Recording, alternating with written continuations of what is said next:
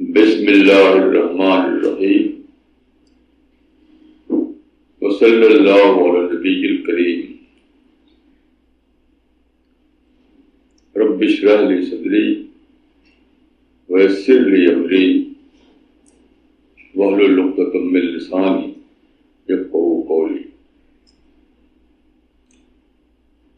آج کا ٹاپک ہے قرآن دا بک آف گاڈ۔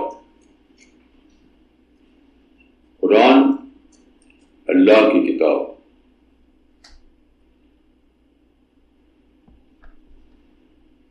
میں اپنے بارے میں یہ کہہ سکتا ہوں کہ بچپن سے مجھے قرآن پڑھنے کے لیے دیا گیا جب میں ایک گاؤں میں تھا۔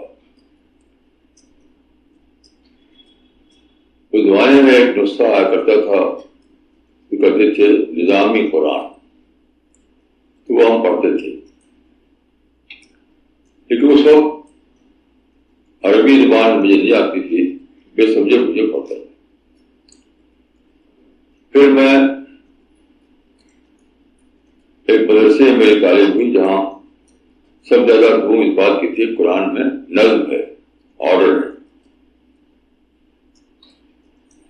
اس کے بعد میں دوسری جماعتوں میں گیا، سب سے تعلق ہوا، تو ہر جگہ قرآن کو بہت بڑی چیز مانا جاتا تھا، لیکن ان کا جو کہنا ہوتا تھا کیا، قرآن سب سے افضل کتاب ہے، قرآن میں مکمل ضابطۂ حیات ہے، قرآن فائنل بک ہے۔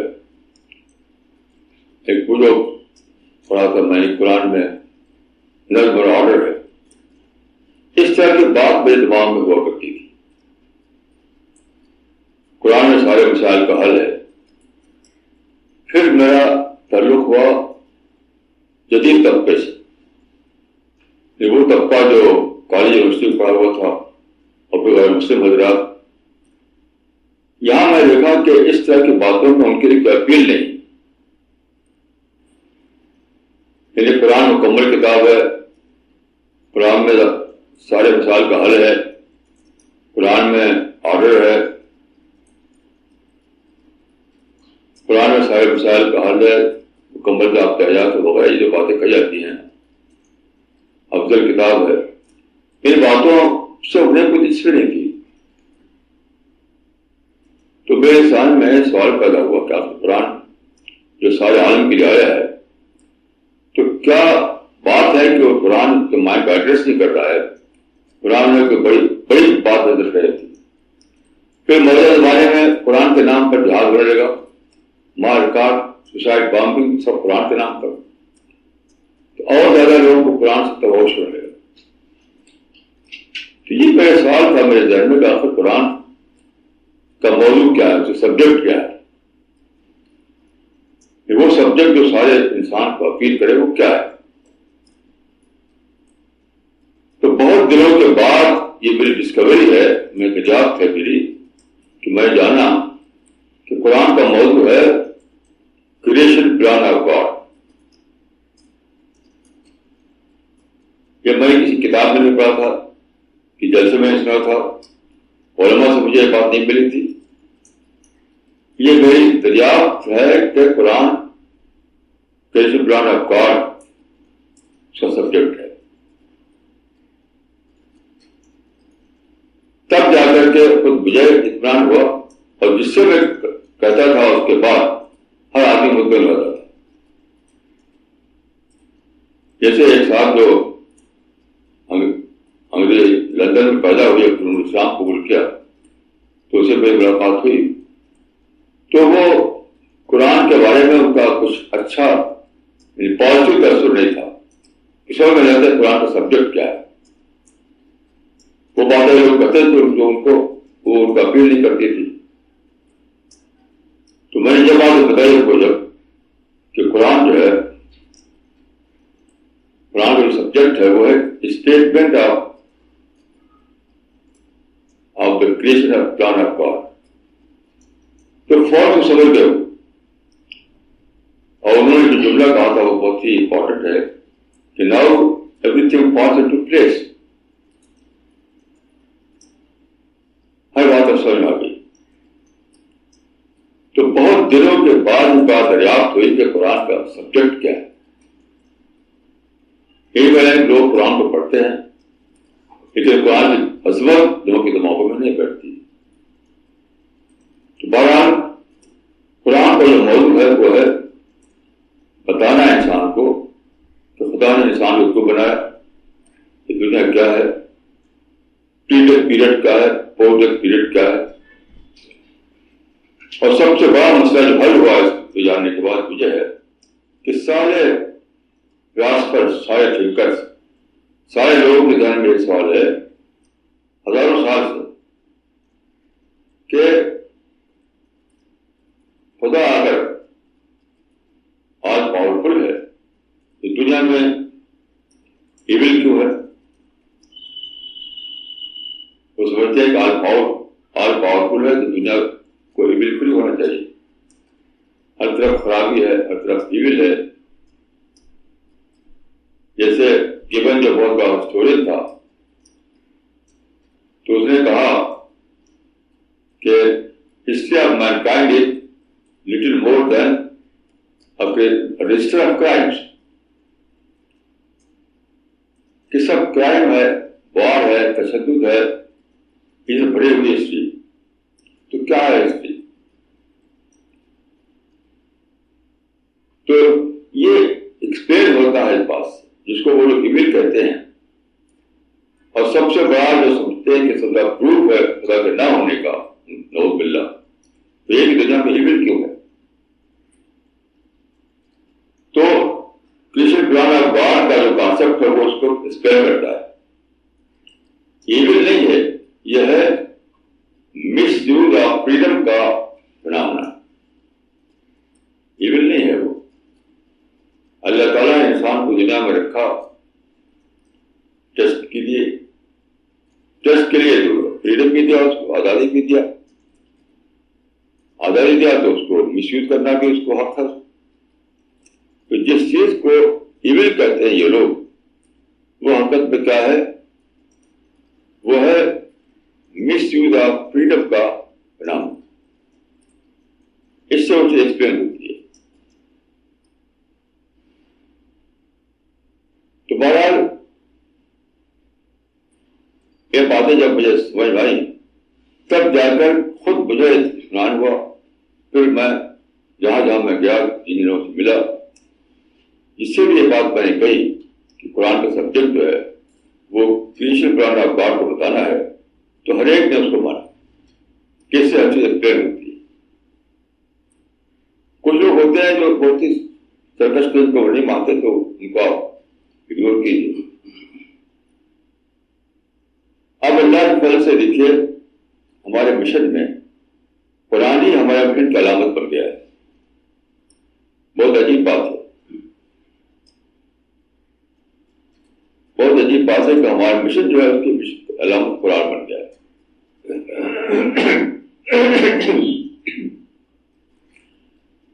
ابھی ایک ٹیلی فون آیا امریکہ سے, وہاں پر خواجہ کلیم الدین صاحب ہیں جو قرآن کو ڈسٹریبیوٹ کرنے کا کام کر رہے ہیں. آپ جانتے ہیں کہ ہمارے یہاں سے قرآن کا انگلش ٹرانسلیشن چھپا ہے, ٹرانسلیشن بھی, کمنٹری بھی. اور وہ ہمارے سارے ساتھی دنیا بھر میں پھیلا رہے ہیں, اس کو تو ڈسٹریبیوٹ کر رہے ہیں. تو خواجہ کلیم الدین صاحب جو ہیں وہ اسی پہ لگے ہوئے ہیں. لوگوں کو ایڈریس فالو کرتے ہیں, لوگوں سے کنٹیکٹ کرتے ہیں, ای میل سے, ٹیلی فون سے, اور لوگوں کو باقاعدہ جہاں میٹنگ ہوتی ہے, جہاں کوئی جلسہ ہوتا ہے وہاں جا کر کے ڈسٹریبیوٹ کرتے ہیں. بھائی ہیں وہ کسٹال لگاتے ہیں اور پھر ان کو میل سے بھیجتے ہیں, بائی پوسٹ بھیجتے ہیں. تو برابر وہ بائی پوسٹ لوگوں کو قرآن بھیج رہے ہیں, قرآن کی ٹرانسلیشن. تو جس پوسٹ آفس میں جاتے ہیں وہ اس کے لیے وہ فیملیئر ہوگا اس بات سے کہ یہ آئیں گے تو قرآن لے کر آئیں گے. تو اب کیا ہے، وہاں پر جاتے ہیں یہ تو وہاں کا جو اسٹاف ہے ان کو دیکھتے ہی کہتا ہے کہ ہیئر کمس دا قرآن مین. قرآن مین آ گئے. یہ ان کی آئیڈینٹی بن گئی ہے، پہچان. ہیئر کمس دا قرآن مین. اس کو جب یہ واقعہ جب معلوم ہوا تو اس میں معلوم ہوا، اس بہت بڑی بات میرے ذہن میں آئی. یہ سادہ بات نہیں یاد رکھی. رسول اللہ صلی اللہ علیہ وسلم کے اوپر قرآن اترا، آپ جانتے ہیں. تو رسول اللہ صلی اللہ علیہ وسلم کیا کرتے تھے؟ آپ بھی قرآن سناتے تھے لوگوں کو.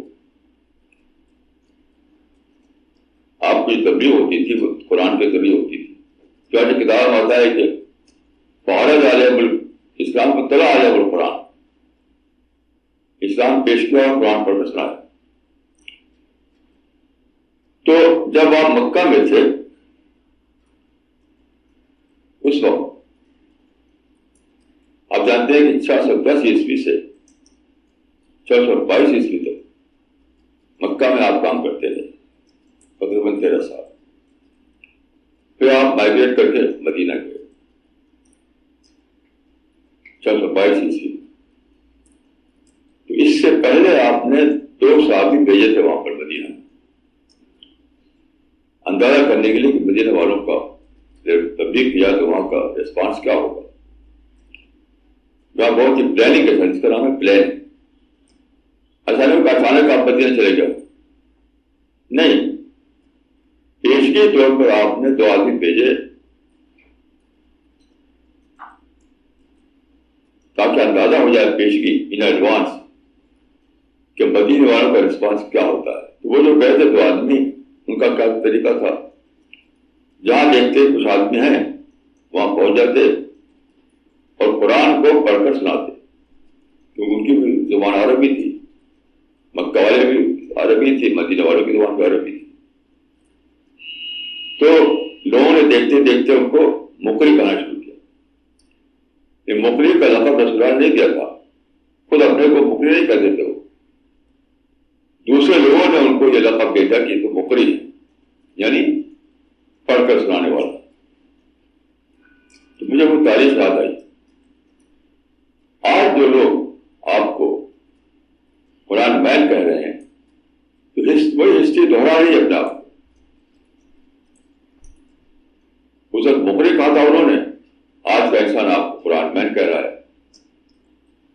میں کہتا ہوں سی پی ایس والوں کے لیے بہت بڑی گڈ ٹائڈنگ ہے، بہت بڑی بشارت.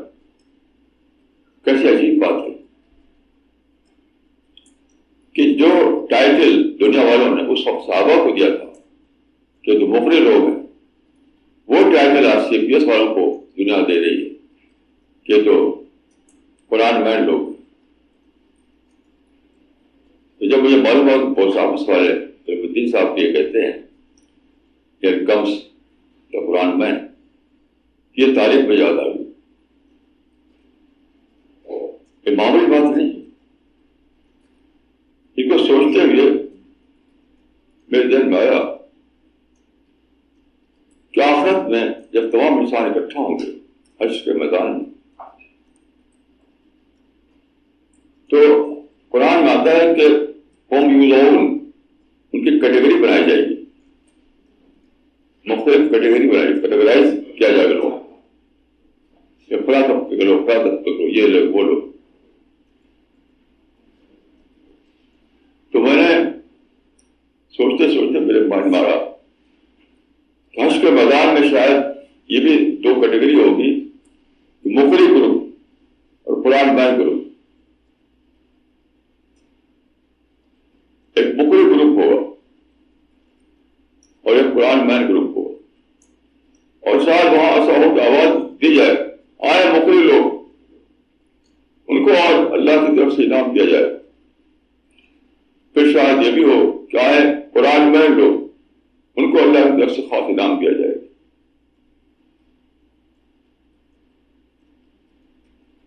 یہ سادہ بات نہیں ہے، بہت بڑی بات، بہت بڑی بات۔ پھر اس پر سوچتے ہوئے، اس موضوع پر سوچتے ہوئے مجھے ایک بات سمجھ آئی، وہ میں آپ سامنے عرض کرنا چاہتا ہوں۔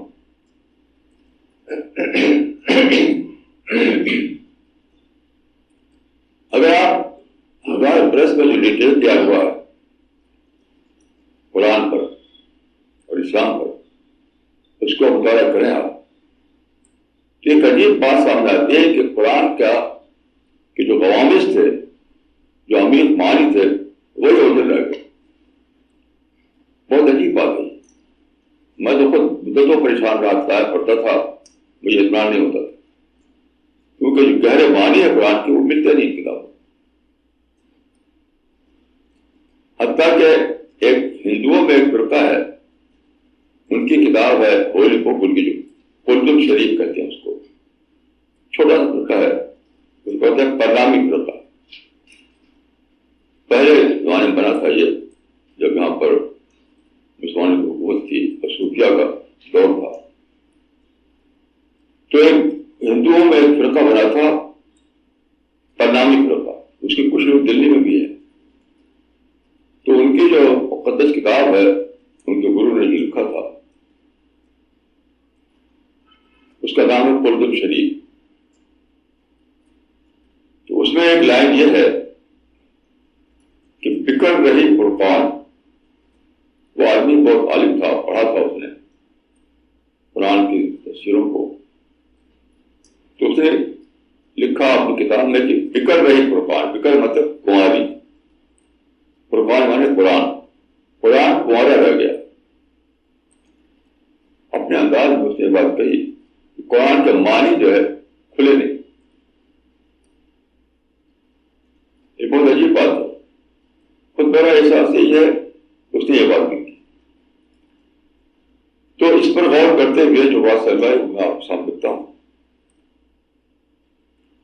قرآن میں ایک سورہ ہے، سورہ الواقعہ، اس میں ایک آیت ہے لا یمسہ الا المطہرون، قرآن کو نہیں چھوتے مگر پاک لوگ،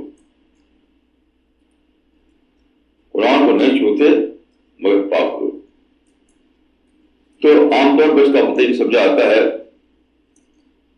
کہ قرآن کو باوضو لوگ چھوئیں، جب تک وضو نہ ہو آپ قرآن کو چھو نہیں سکتے۔ ایک مرتبہ میں ایک بڑے عالم کے وہاں گیا تو وہ ایک آدمی قرآن لے کے آیا، ایک طالب علم، تو اس میں کچھ بتانا تھا ان کو، تو وہ باوضو نہیں تھا، تو انہوں نے چھوا اور قرآن کو تھی، چادر ان کے پاس تھی، اسی چادر میں ایسا ہاتھ جو چادر ٹکا ہوا، اس طرح سے قرآن کا طرف الٹا ہوا، قرآن کا پیج جو ہے اس طرح الٹ گیا، کیونکہ باوضو نہیں تھا تو چھو نہیں سکتے تھے۔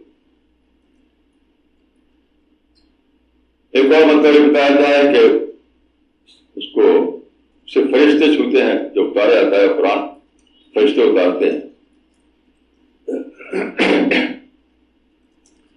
اس کے علاوہ یہ بھی ایک تفصیل کی گئی ہے کہ قرآن کے معنی تک ان کی پہنچ ہوتی ہے جو اچھے کردار کے لوگ ہوں،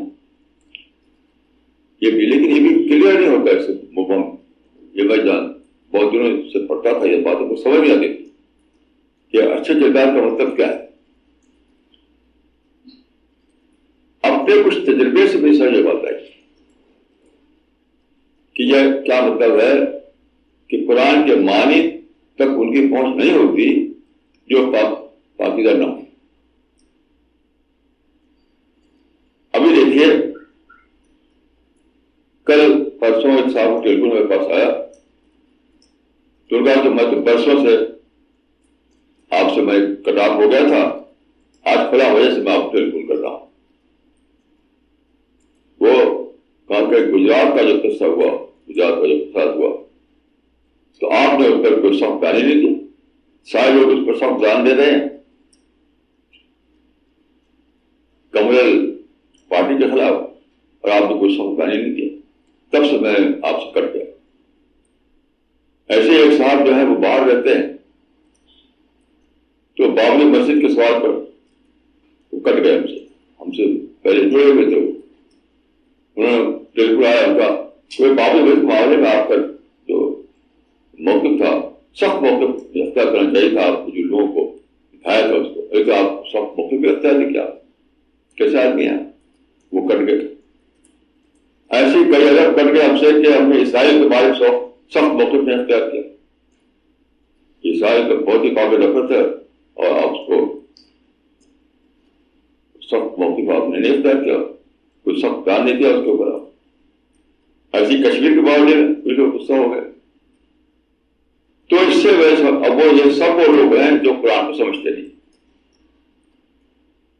تو میری سرمایہ کی اصل چیز کیا ہے؟ یہ جو آیت ہے کہ قرآن کے معنی تک ان کی پہنچ نہیں ہوتی جو طاہر نہ ہو، پاکیزہ نہ ہو.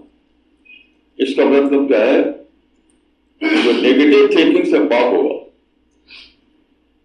جو اس کے اندر پازیٹو تھنکنگ ہوگی، وہی قرآن کو سمجھے گا.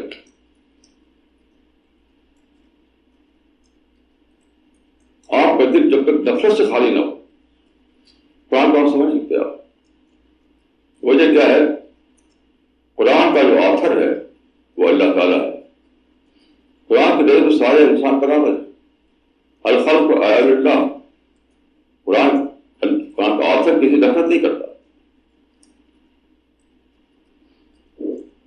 الخلق عیال اللہ فیملی، پوری مینکائنڈ اللہ کی فیملی. تو جب آتھر اس قسم کا ہے کہ 100% پازیٹو تھنکر ہے اور کسی کے خلاف اس کا نفرت نہیں، تو یہی بات لیڈر میں بھی ہوگی تب سمجھ پائیں گے آپ قرآن کی. یعنی آتھر نے جس ذہن سے لکھا ہے وہ کمپلیٹلی پازیٹو ذہن تھا، یعنی ایک پازیٹو مائنڈ سے نکلا ہے قرآن. تو نیگیٹو تھاٹ جن کے دلوں کو کیسے سمجھیں گے؟ اس کو کچھ نہیں سمجھ سکتے. تو جڑ کی بات کیا ہے کہ کچھ بھی دنیا میں ہو، گجرات کا فساد ہو، بابری مسجد کا واقعہ ہو، اسرائیل قائم ہو جائے فلسطین میں، کشمیر میں فوجیں داخل ہو جائیں، بوسنیا اور چیچنیا کے واقعات ہوں، کچھ بھی ہو، آپ کی پازیٹیوٹی دنگ نہ ہو. ہر حال میں آپ یعنی نیگیٹیوٹی کا ایک آئیڈیا بھی آپ کے دل نہ آئے، تب جا کر کے آپ وہ طاہر قلب بنیں گے جو قرآن کو سمجھیں. یہ بات جو سارے لوگ جو ہے، ابھی میرے پاس ٹیلیفون آیا سعودی عرب سے، میں یہاں شوق سے مل رہا ہوں، بڑے بڑے لوگ سے مل رہا ہوں، علماء سے مل رہا ہوں، سب کیسا منفی اسرائیل کو لے کر کے. وہ کہتے ہیں کہ اسرائیل سے لڑنا کیا ہے؟ وہ ہمارے لیے مسئولیت شرعیت، یعنی شرعی ذمہ داری. بس لوگوں کا سب سے بڑا جو موضوع ہوتا ہے، سبجیکٹ ہوتا ہے، اسرائیل کو برابر رکھیں. تو ہر ایک کہیں لیکن کسی بات کو لے کے نیگیٹو بنا ہوا ہے. تو سمجھیں کہ آپ قرآن رسول اللہ کے ساتھ جو مسلمانوں کے ساتھ آج جو ہو رہا ہے اس سے بہت زیادہ ہوا مکہ میں. مکہ میں جب 13 سال تھے تو بہت عجیب عجیب طریقے پریشان کیا انہوں.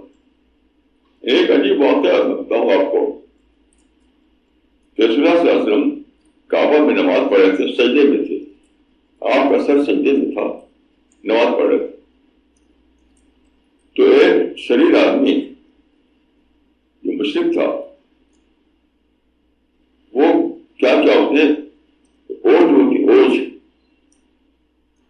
اس کے ذبح کیے ہوئے جانور اوج بہت گندی جو ہوتی ہے، ذبح کے بعد نکال لی جاتی ہے، وہ لا کر کے آپ کو ڈال دیا آپ کو، اور سارا ایسے میں آپ کا چلا گیا.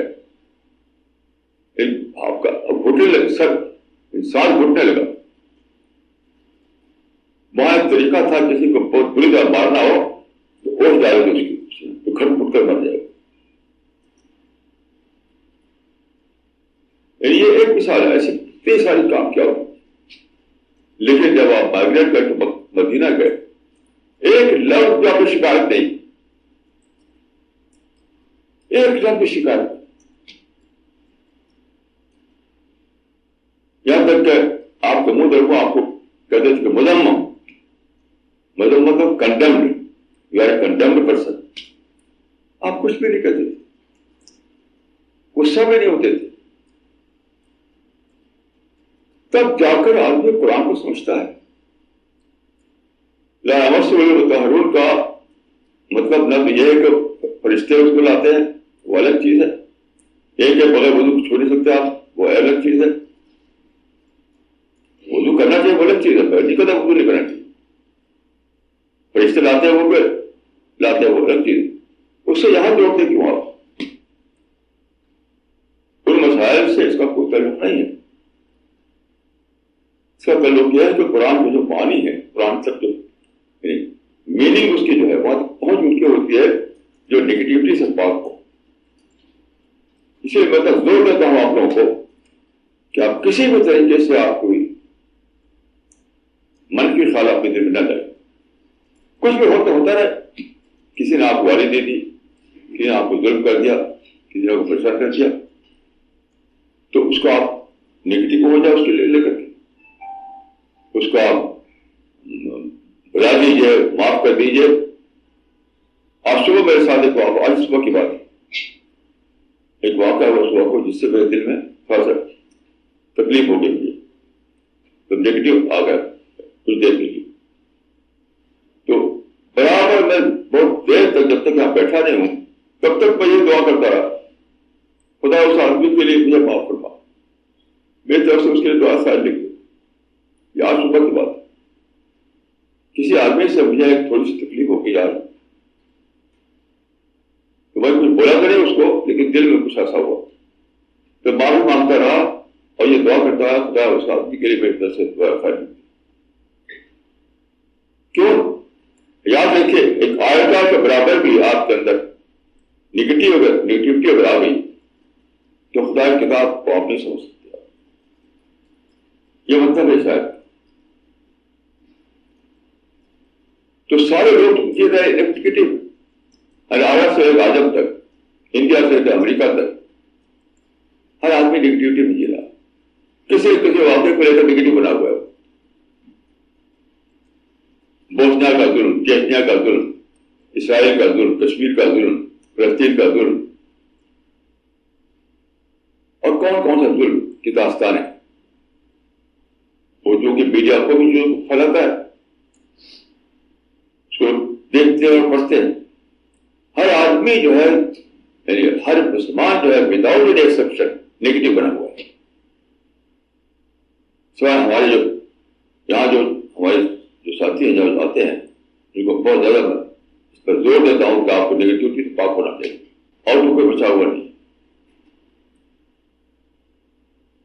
تو اس آیت کا مطلب یہ ہے کہ اگر تم قرآن کو سمجھنا چاہتے ہو, اس کی گہرے معنی تک تمہاری پہنچ ہو کہ تم چاہتے ہو, تو اپنے آپ کو نیگیٹو تھنکنگ سے آخری حد تک پاک کرو. تم اس کا آنسر نیگیٹو تھنکنگ پاک ہے. کسی نے لکھا ہے عام انسانی کتابوں کے بارے میں کہ کسی کتاب کو وہی سمجھ سکتا ہے جو اپنے آپ کو آتھر کے لیول پر لے جائے. آتھر نے جس ذہن کے ساتھ کتاب لکھی تھی اس ذہن تک پہنچایا اپنا, تب وہ کتاب سمجھ سکتا ہے. یہ انسانی کتاب کے بارے میں, یعنی آپ کو آتھر کے جگہ پر اپنے کو لے آنا پڑے گا, تب آپ سمجھ پائیں گے اس کا خیال. یہ چیز بلین ٹائم زیادہ عام ہے کتاب کے بارے میں, بلین ٹائم زیادہ. یہ تو ہر ایک مانے گا کہ خدا 100% پازیٹیو ہے, نیگیٹیوٹی کا کوئی خیال خدا کیا نہیں. مثال کے طور پر دیکھیے, ہزاروں سال سے تاریخ گزر رہی ہے اور خدا کا گالی نہیں کر رہا ہے. لوگ خوب دنیا میں آرام کر رہے ہیں, موٹروں پر دوڑ رہے ہیں, ہوائی جہاز اڑ رہے ہیں, گھر بنا رہے ہیں, اپنے بچوں کو خوب دیکھ کر خوش ہوتے ہیں. خدا کو اکنالج کرتا ہے. خدا کو اکنالج کرنا، سچے معنی خدا کو شکر کرنا اور چیزوں کو خدا کی طرف سے سمجھنا، یہ تو بالکل ہے ہی نہیں. پھر بھی خدا دنیا کو چاہے تو ایک سیکنڈ میں ختم کر دے، دنیا کو سب کو ختم کر دے. غور کیجیے، خدا کی دنیا میں ایسی کتابیں لکھی آتی ہیں گاڈ از ڈیڈ، اور خدا کچھ نہیں کرتا، کوئی ایکشن نہیں لیتا. تو مسلمانوں کا حال ایک کارٹون چھپ جائے دور کے ملک میں جس کو ہم نے دیکھا بھی نہ ہو اور شاید دنیا میں ہنگامہ کھڑا ہوتا ہو.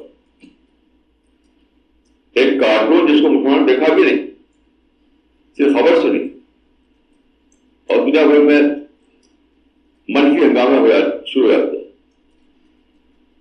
تو خدا کی طرف، خدا کے بارے میں تو کتابوں کا انبار لگا ہوا خدا کے خلاف. حدیث میں پورا فلسفہ ہے، پورے فکر ہے، پورا ڈسپلن ہے. حدیث ہزار کتابوں کا خلاف لکھی ہوئی. آپ انٹرنیٹ پر چیک کیجیے. ایک بار میں انٹرنیٹ نکالنے کروایا تھا، بے شمار کتابیں خدا کے خلاف لکھی ہوئی موجود ہے چھپی ہوئی. تو خدا دنیا کو پاؤ، اگر خدا نگیٹو 1% بھی نگیٹو ہوتا دنیا کو ختم کر دیتا. لیکن خدا کچھ بھی نہیں. تم جو چاہو بولو، جو چاہے سوچو. تو جب آخر جو ہے آخری حد تک پازیٹیو ہے تو لیڈر کو بھی آخری حد تک پازیٹیو کرنا پڑے گا، ورنہ کیا ہوگا وہ سمجھیں گے. مثال طور پہ دیکھیے، میں مثال دیتا ہوں آپ کو. قرآن میں بہت ہی کھلی ہوئی ہے جس میں 2 اور 4 کی طرح اس کو متباد ہے. وما اصابکم من مصیبت فبما کسبت ایدیکم. اس کا ٹرانسلیشن یہ ہے کہ جو کوئی مصیبت بھی تم پر پڑتی ہے وہ تمہارے اپنے کیے کا نتیجہ ہوتی ہے. اس میں 2 اور 4 کی طرح یہ بات ہے کہ کچھ بھی جو مصیبت پڑی ہو آپ کو تو اس کا سبب اپنا گھر پڑے. وہاں اصابکم من مصیبت فبما کسبت ایدیکم. جو مصیبت بھی تم پر آئے گی وہ تمہارے خود اپنے کیے کی وجہ سے آئے گی. اس کا اپنے اندر اس کا ریزن تلاش کرو، باہر مت تلاش کرو. ایسی قرآن میں آیت ہے کہ انتم الاعلون ان کنتم مؤمنین. تم بھی کامیاب رہو اگر تم مومن ہو، اگر تم سچے بلیور ہو. ایسی قرآن میں آیت ہے کہ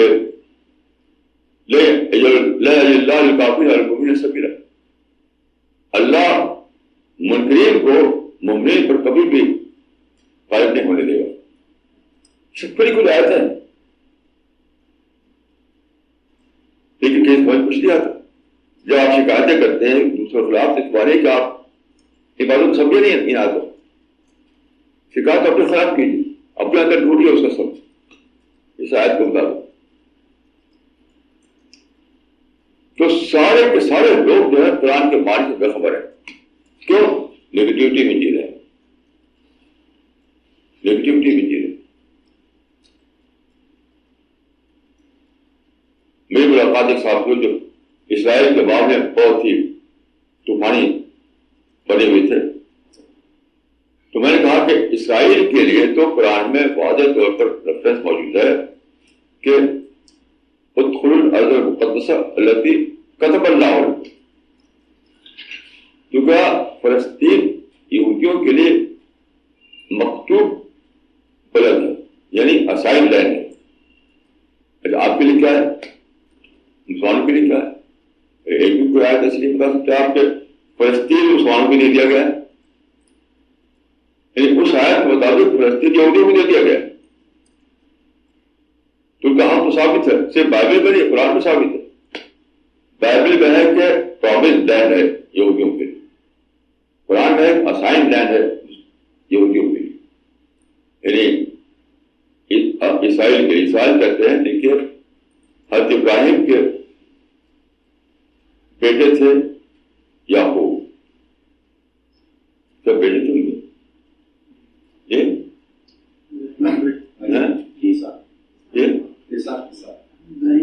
اسحاق کا ایک بیٹے تھا، حضرت ابراہیم کے بیٹے تھے اسحاق کے بیٹے تھے یعقوب.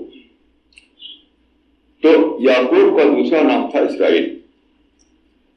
تو یعقوب یعنی یعقوب کی جو اولاد ہے اس کو اسرائیل کہتے ہیں. تو بنی اسرائیل کے لیے اللہ نے لکھ دیا فلسطین کو،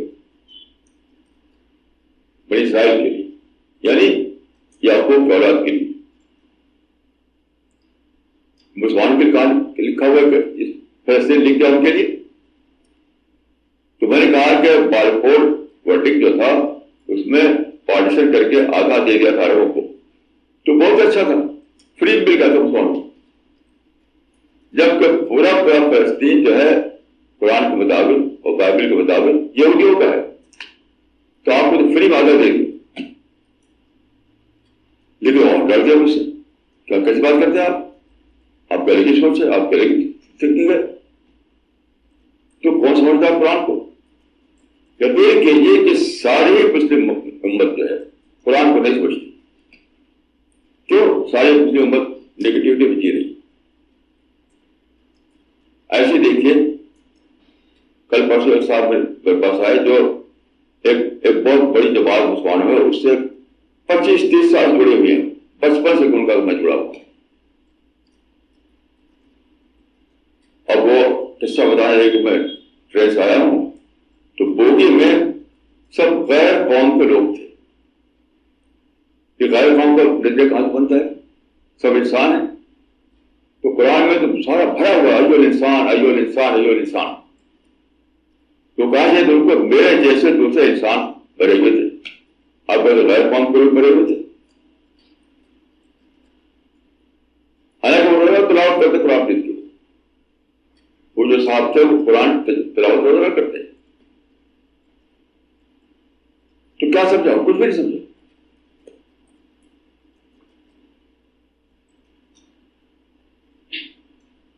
پہلے ہی جو اتری تھی سورہ اسی میں اقرا باسم ربک الذی خلق خلق الانسان من علق. انسان اور سارے قرآن میں انسان کی جمع ہوتی ہے الناس. الناس تو الناس بھی ہے انسان بھی بھرا ہوا ہے قرآن. تو دوسرے جو تھے وہ بھی انسان تھے، وہ غیر قوم نہیں تھے. کیوں نفرت سے بھری ہو. وہ نفرت جو ہے وہ کاروبار ہے کہ غیر قوم ہے. تو خلاصہ یہ ہے کہ اس آیت کا صحیح مفہوم یہ ہے کہ قرآن کا جو میننگ ہے اس کی ڈیپ میننگ اس تک پہنچ سے وہ لوگ ہوتی ہے ان کے دل نفرتوں سے پاک، نیگیٹو سے پاک. تخلقوا باخلاق اللہ کا معاملہ ہو ان کا، یعنی اللہ جو کہ پازیٹیو تھنکنگ والا ہستی ہے، آپ بھی پازیٹیو تھنکنگ والے انسان بنے ہوئے ہیں، تب آپ کے اس کے ویولینتھ ایک ہوگی. کوئی یہاں ہونے والا شاید رہتی اور آپ کو مالا ہوا آگا سبیلا، یعنی جس انسان کا ویولینتھ وہ ہے قرآن کا ویولینتھ جو آتھر کا ہے. یہ قرآن کا آتھر کا اور آپ کا ویولینتھ ایک ہو جائے تب آپ قرآن سمجھیں گے.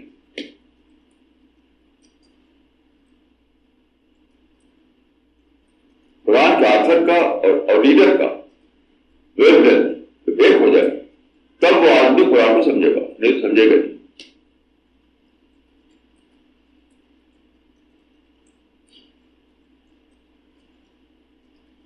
ایسے ایک صاحب سے بات ہو رہی تھی، بہت دھوم تھے وہ کہ ظلم ہو رہا ہے ہمارے خلاف یہ ہو رہا وہ ہو رہا ہے، تقریر کر رہے تھے. میں نے کہا کہ دیکھیے رسول اللہ کے زمانے میں کئی واقعات ہوئے جس پہ لوگوں نے ظلم کیا. مثلا بہت جو ہے ایک ظالمانہ حملہ تھا مکہ والوں کا، وہاں سے چل کر آئے 300 میل دور اور مدینہ پر حملہ کیا. تو بلا شبہ وہ ایک ظالمانہ حملہ تھا اور اس میں صحابہ بہت سے مارے گئے، بہت نقصان ہوا. خود رسول اللہ صلی اللہ علیہ وسلم کے دانت ٹوٹے. کا جو تبصرہ قرآن میں آیا اس میں کچھ بھی نہیں کہا گیا ان ظالموں کو. اس میں کہا گیا مسلمانوں کو کہا گیا, ان کو نہیں کہا گیا. حتی اذا فشلتم وتنازعتم فی الامر, یہ کس سورہ میں تھا؟ سورہ آل عمران میں ہے. حتی اذا فشلتم وتنازعتم فی الامر, یعنی خود صحابہ جو تھے, جو اہل ایمان جو تھے, ان میں کمزوری ظاہر ہوگی. تم نے اپنی کمزوری کی وجہ سے تم کو وہاں پر نقصان اٹھانا پڑا اور تم کو حاوی ہو گئے.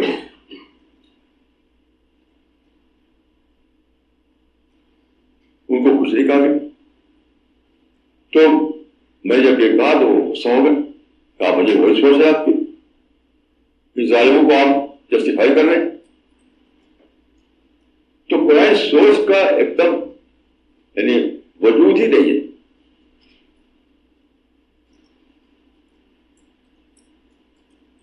قرآن سوچ کا وجود ہی نہیں ہے.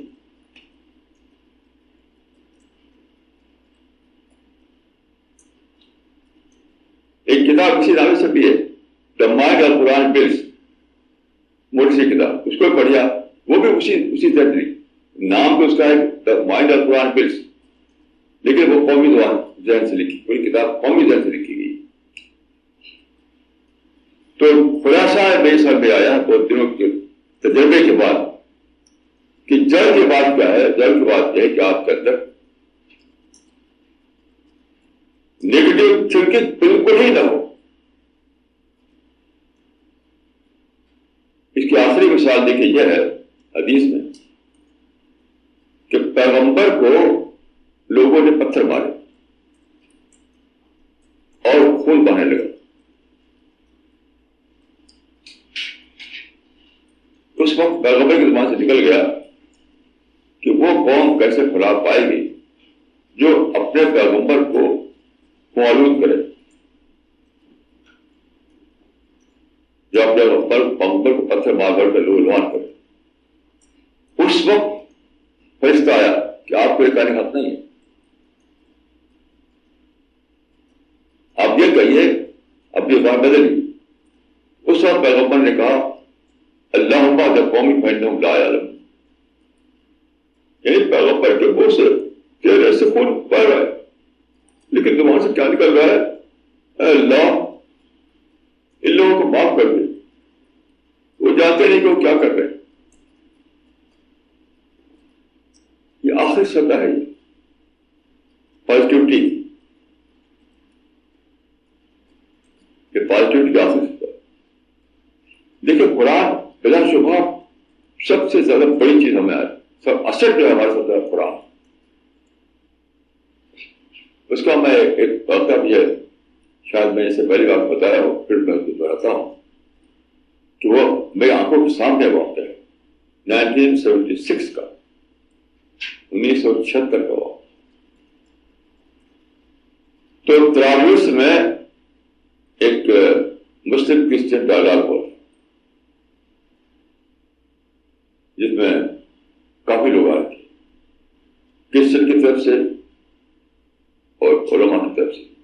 میں بھی اس میں شریک تھا. تو وہ ڈائلاگ چلا ایک ہفتے تک, اب کوئی بات طے نہیں. دونوں طرف سے شاید دو جس کو تھا وہ اختلافات ہوتا, وہ چاہ رہے کہ تم یہ مانو, کرے ہم یہ مانو.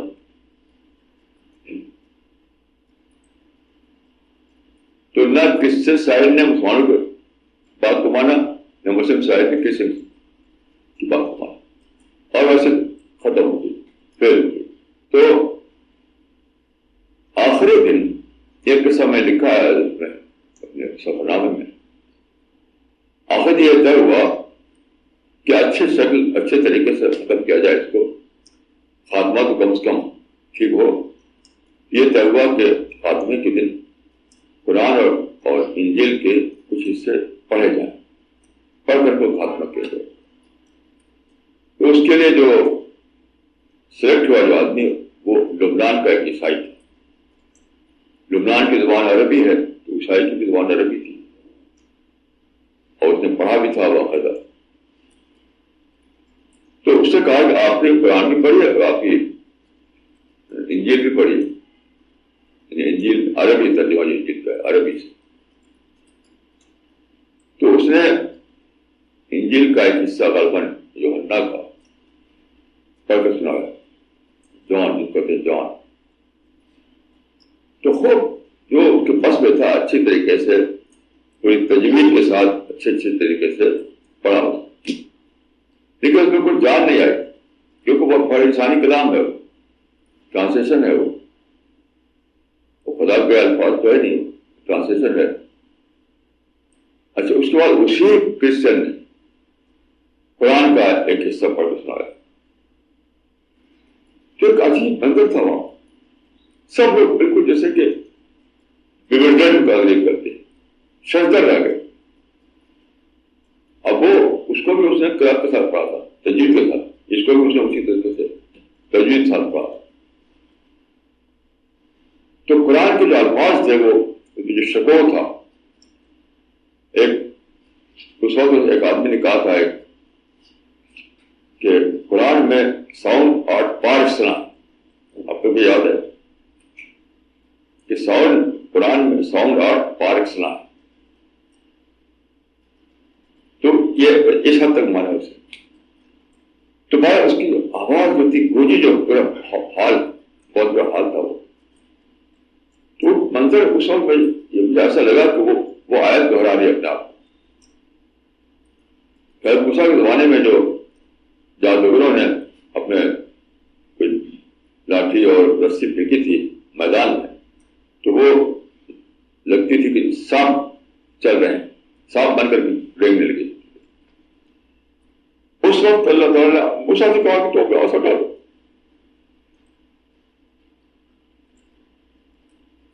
تو انہوں نے ڈالا، تو زبردست سانپ بن کر کے وہ چلنے لگا. اور سب اس میں ہے کہ فائدہ ہے کل تک آیا کو وہ حضرت موسیٰ کا جو عصا جو سانپ بن گیا تھا وہ نگل گیا. جادوگروں سارے دونوں جادوگر بنایا تھا تماشا، نگل گیا. ایسے بات لگا مجھے کہ قرآن کی آواز جو ہے وہ انجیل کی آواز کو نگل رہی.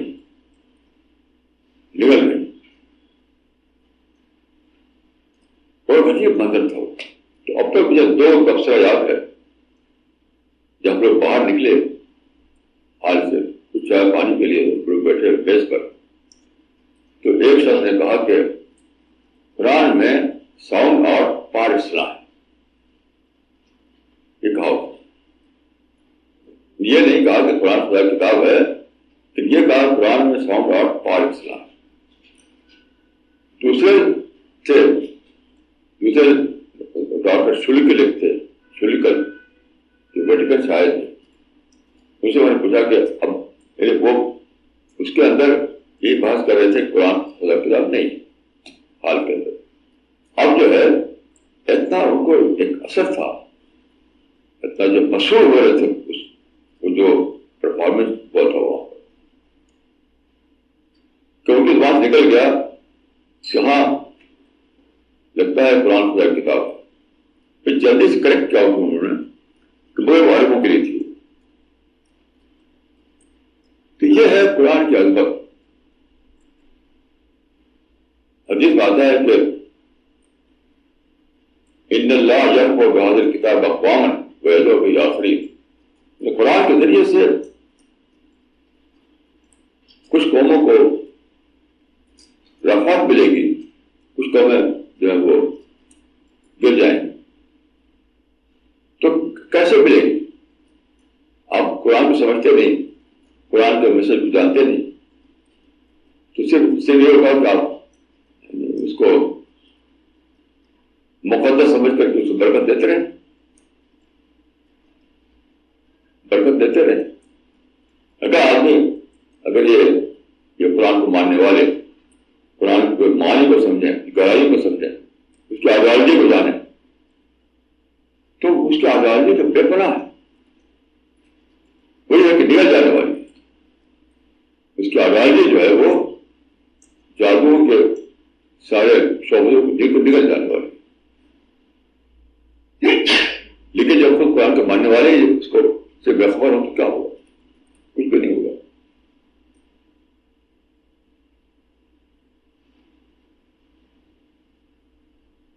تو خلاصہ یہ ہے کہ قرآن بلا شبہ اللہ کی کتاب ہے، تو کوئی شک نہیں. ویسی وہ آج بھی محفوظ ہے جیسی کہ اللہ کو اتری تھی. وہ اس میں ایک کاما پرستار برابر بھی اس میں کوئی تبدیلی نہیں ہوئی. دوسری بات ہے کہ وہ اللہ کا کلام، اسے اس میں وہ ساری طاقت ہے جو اللہ کی، یعنی قرآن کو لے کر اٹھنے کے معنی آپ اللہ کی طاقت کو لے کر اٹھنا. اگر آپ قرآن کو لے کر اٹھتے ہیں تو اس معنی کہ اللہ کی طاقت کے روشن ہے. کتنی بڑی چیز ہے، کتنی بڑی چیز.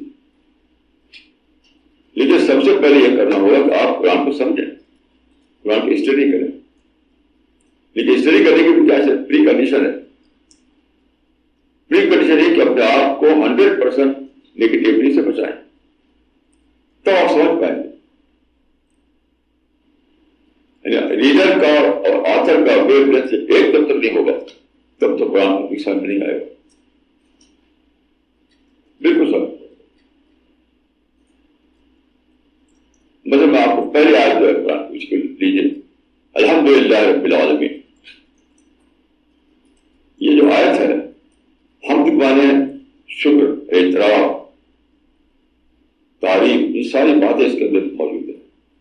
یعنی یہ اللہ کا بہت بڑا طرف ہے. تو ہی قابل حمد ہے، تو ہی قابل عظمت ہے، تو ہی سب کچھ ہے، تو ہی قابل تعریف ہے. یعنی سینہ بھر جانا چاہیے اللہ کے گلوری کے احساس سے. لیکن کیا ہوتا ہے، کسی کا سینہ بھرتا نہیں. کوئی مسلمان پوچھے آپ ساری دلی میں ایک دو مسلمان کے کیا پڑھ کر کے تمہارے خلاف اللہ کے اعتراف سے سمندر کا کیا شکر آگت باطل اوشانی اپنا آگت باطل کچھ نہیں. کیوں؟ سب یہ رہا نیگیٹیوٹی. جب آپ نکل گیا بڑا ہوا یہ ظلم، وہ سازش، یہ کنسپریسی، یہ اٹراسٹی، یہ سب بڑا ہوا ہے. آپ کو بھوک چھڑے جا رہے ہیں، آپ کو معاشرے میں لے رکھا لوگ نے. ہم سیج میں سارے مسلمان کہتے ہیں ہم سیج میں. جب آپ مسلمانوں کا یہ مزاج ہو تو الحمدللہ رب العالمین پڑھ کر کے آپ کو سمجھے شکر کہاں سے بولے گا، کہاں سے بولے گا. الحمدللہ رب العالمین پڑھ کر کام کرتے سمندر جیسا شکر بولنا چاہیے. نہیں بولتا پڑھ لیتے ہیں، خالی قرآن میں پڑھتے ہیں، روزہ نمازوں میں پڑھتے ہیں. لیکن آپ کسی ایک بھی مسلمان کو مجھے ملا دیجیے دلی میں، ایک مسلمان ملا دیجیے پوری دلی میں جو کہے کہ جب میں الحمدللہ رب العالمین پڑھتا ہوں تو میں تو شکر کا سمندر موجود رہتا ہے. ویسی نہیں مجھے ملا دیا ایسے مسلمان. یہ صرف جملہ بولتے ہو کہ جب میں کہتا ہوں الحمدللہ رب العالمین تو میرے سینے میں شکر کا سمندر موجود رہتا ہے، شکر کا طوفان آ جاتا ہے. صرف یہ جملہ بول دو وہ سب کو مسلمان میں ملا دیجیے. وجہ کیا ہے؟ وجہ کیا ہے؟ نیگیٹو تھنکنگ سے لوگوں کے دماغ بھرے تو ان کا اور آتھر کا ویوگت دو ہو گیا ہے، ایک نہیں. تو کچھ سمجھ نہیں آتے، ان کا خدا کا کانٹیکٹ ہی نہیں ہوتا.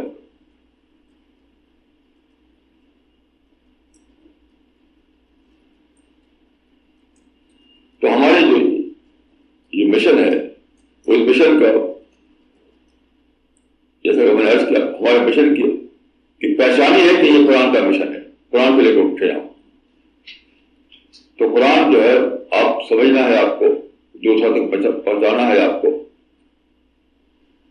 اپنے آپ کو نیگیٹیوٹی سے پاک کرنا ہے تاکہ قرآن کو میسج آپ سمجھ سکیں. جب سمجھیں گے تبھی تو پہنچائیں گے.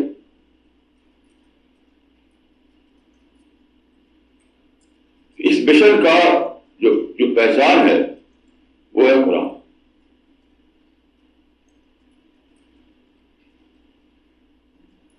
تو جب میں وہ سنا وہ قصہ امریکہ والا Here comes the Quran man, تو مجھے بہت خوشی ہوئی کہ گورنمنٹ کی طرف سے یہ ریکگنیشن کہ یہ لوگ قرآن مین ہیں, یہ لوگ قرآن والے, جسے ان کو کہا جاتا ہے بھائی یہ تو مقری ہے. ایسے آپ کو اگر کہا جائے کہ قرآن مین, تو میں سمجھوں گا کہ یہ اللہ کی طرف سے انسانوں کو دل میں ڈالا گیا کہ اس کا اعتراف کرو, اس حقیقت کا اعتراف کرو. تو یہ بہت ہی زیادہ بڑی بات ہے جس کو ہمیں سمجھنا چاہیے, بلکہ کہا جائے سب سے بڑی بات, اس سے بڑی بات اور کیا ہو سکتی ہے.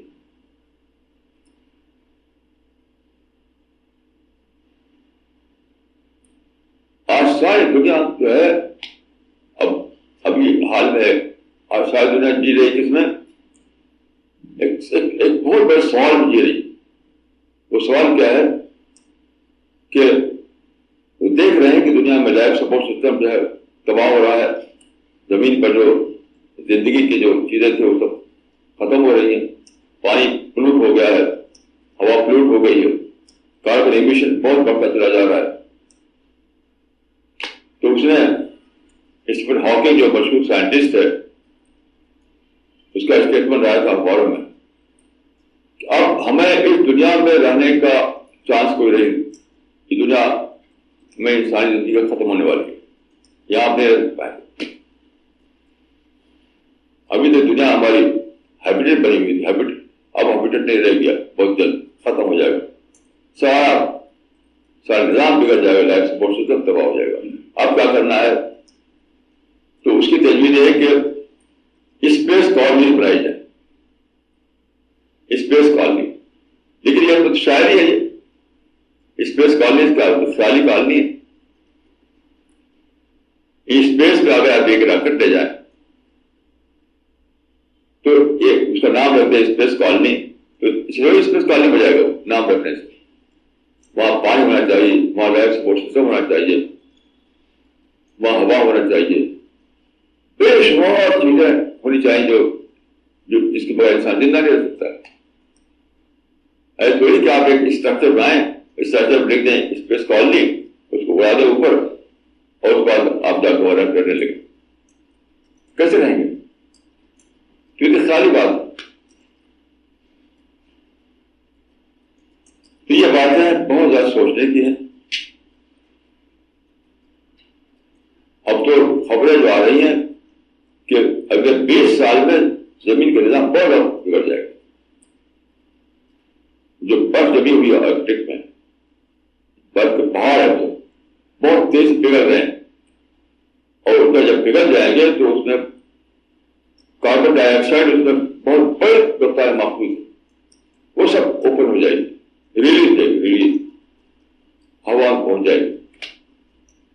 تو ایک طرف سمندروں کا لیول بہت اونچا ہو جائے گا, یہ سب پولوشن یعنی بہت زیادہ بڑھ جائے گا, کاربن بہت زیادہ بڑھ جائے گی ہوا, تو زندہ رہنا ممکن نہیں رہے گا. تو اب جو ہے وقت آ گیا ہے کہ آپ قرآن کو سمجھیں, قرآن کو لوگوں تک پہنچائیں. قرآن کو سمجھنا اور لوگوں تک قرآن کو پہنچانا یہ سب سے بڑا مشن ہے اور سب سے بڑا نشانہ ہے جس پر آپ کو دوڑنا چاہیے. اس کے کوئی دوسرا نشانہ ہی نہیں, کوئی دوسرا کام ہی نہیں ہے. قرآن کو سمجھنا, قرآن کو سمجھنے کے لیے اپنے آپ کو پازیٹیو مائنڈ بنانا, بغیر پازیٹیو مائنڈ کے آپ قرآن کو سمجھ نہیں سکتے, اور دوسروں کو مدعو سمجھنا بجائے غیر قوم کے. کوئی ان کو سازشی سمجھتا ہے, کوئی ان کو دشمن سمجھتا ہے, یہ سب بالکل حرام سمجھیے, حرام. آپ کے ساتھ جو ہے وہ سب انسان ہیں, ان کو انسان سمجھیے, ان کو مدعو سمجھیے اور ان کو قرآن پہنچائیے. میری دعا ہے کہ اللہ تعالیٰ ہم سب کو اور آپ کو اس کی توفیق عطا فرمائے. قول قولی ھذا واستغفر اللہ لی ولکم اجمعین. starting with the question answer session now. We request our online viewers to send in their questions on info@cpsglobal.org. I repeat, info@cpsglobal.org. Okay, we'll start now. مولانا عبدل باسط عمری کا سوال ہے قطر سے. انہوں نے لکھا ہے 2004 میں جب یو اے ای کے شیخ زاید کی ڈیتھ ہوئی اس وقت عربی ریڈیو میں ایک پروگرام آتا تھا. اس کا ٹائٹل یہ ہوتا تھا زاید فی قلوبینا. اس پروگرام میں لوگ شیخ زاید کے کارنامے بیان کرتے تھے اور جذبات میں آ کر رونے لگتے تھے. میں نے سوچا کہ آج کی دنیا میں کوئی شخص یہ کہتا ہوا نظر نہیں آتا کہ اللہ فی قلوبینا. مولانا ایسا کیوں ہے؟ واقعی بہت ہی زیادہ دل ہلانے دینے والی بات ہے. وہ بات دل ہل جائیں کہ لوگ زائد فی قلوبنا، یعنی ایک شخصیت ہے، اس شخصیت کو ہمارے دلوں میں سمائی ہوئی ہے. اور یہ نہیں کہنے والے کہ اللہ فی قلوبنا، کہ اللہ ہمارے دلوں میں سمایا ہوا ہے. ہم انسان کو جانتے ہیں، خدا کو نہیں جانتے. یعنی انسان کے احسان کو، انسان کے عطیے کو، انسان جو ملا ہم کو وہ سب جانتے ہیں، اس کا ہمیں پتہ ہے. خوب بڑھ کر کے بتائیں گے اس کو. حاصل جو خدا کا عطیہ ہے اس سے بے خبر ہے. میں وجہ یہ سمجھتا ہوں کہ شیطان نے پاکا رکھا، کیونکہ یہ تو شیطان کا چیلنج تھا کہ میں لوگوں کو بکاؤں گا یہاں تک کہ لا تجد اکثرهم شاکرین. جب یہ آپ دیکھیں کہ لوگ خدا کو شکر کرنے والے نہیں ہیں تو سمجھیے کہ شیطان لوگ چھا گئے. سیدھے سادہ قرآن میں صاف بات ملتی ہے کہ جب انسان کو اللہ نے پیدا کیا اور جو کہا کہ چھپ جائے، جنات بھی چھپ جائے، ملائکہ بھی چھپ جائے. جنات کا سردار تھا ابلیس، وہ جھکا نہیں، تو اللہ تعالیٰ سے اس کا مکالمہ ہوا. اس نے کہا کہ تو نے مجھ پر پڑھا دیا اس کو اور مجھے پیچھے کر دیا، حالانکہ میں زیادہ تھا اس سے. اب اس کو غصہ آ گیا کہ مجھے اگنالج نہیں کیا گیا، مجھے ریگریشن نہیں ملا، جو بھی اس کو محسوس ہوا. اس نے جو چیلنج دیا تھا وہی تھا کہ میں اتنا بتاؤں گا لوگوں کو کہ کوئی خدا کا شکر نہیں کرے گا. یہ تو ہے انسان کی شکر گزاری ہے، خدا کی شکر گزاری نہیں. منعم تو اصل اللہ تعالیٰ ہے، دینے والا تو اصل ہے، کیور تو خدا ہے. سارے بیسک اس کی ہے. احترام کیسے کریں لوگ انسانوں کا، اپنا بیٹا بیٹی، اپنی فیملی، اپنا باس، اپنا جو حاکم ہے وہ، اس کا احترام کرے اور خدا کا احترام نہیں. تو اس میں سیدھے یہ بات کا ثبوت ہے کہ لوگ شیطان کے اثر میں آ گئے، شیطان کے انفلوئنس میں آ گئے. تو اس کا سب کچھ توبہ کریں، لوگ توبہ کریں. شیطان کے انفلوئنس سے باہر آنے کی شکل ہے توبہ، اور کچھ بھی نہیں. مولانا زکوان ندوی نے دلی سے لکھا ہے شیطان نے خدا سے آخری بات کہی تھی، وہ یہ تھی کہ تو انسانوں میں سے اکثر لوگوں کو گریٹفل نہیں پائے گا. Chapter number 7 verse number 17. اس عمومی ناشکری کا سبب غالباً نیگیٹیوٹی ہے. شاید اسی نیگیٹیوٹی کو لے کر خدا نے شیطان کو ایڈریس کرتے ہوئے کہا تھا کہ جو تجھ کو فالو کرے گا تو میں ایسے لوگوں سے جہنم کو بھر دوں گا.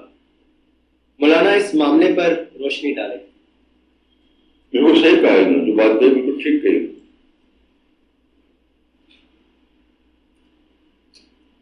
دیکھیے اس کا راز کیا ہے. شیطان کو اتنا اعتماد کیوں تھا کہ میں کامیاب ہو جاؤں گا. اللہ چاہیے ڈاکٹر شاکرین کہ بیشتر لوگوں کو میں گمراہ کر دوں گا. تو شیطان کو کیوں اتنا یقین تھا؟ کیونکہ اس بات یہ ہے کہ اللہ تعالیٰ نے انسان کو دی ہے آزادی. آزادی کسی کے ہاتھ بندھیں گے نہیں. جب آزادی ہے تو آزادی کا غلط استعمال بھی ہے. آدمی آپ کو گالی دے گا, آدمی آپ کو نقصان کرے گا, آدمی آپ کو پریشان کرے گا, آدمی ظلم کرے گا, آدمی محبت کو بگاڑے گا آپ کے, تو آپ کیا نگیٹو ہو جائیں گے. یعنی یہ ہوگا اس لیے کہ خدا کی دی آزادی کے غلط استعمال کی وجہ سے. تو آپ اس سے بچ سکتے ہیں جب آپ سمجھیں کہ کسی بات کا حصہ ہے. اللہ نے آزادی دی ہے اس لیے سب کر رہے ہیں, اور جب تک قیامت نہ آئے آزادی چلے گی بھی نہیں.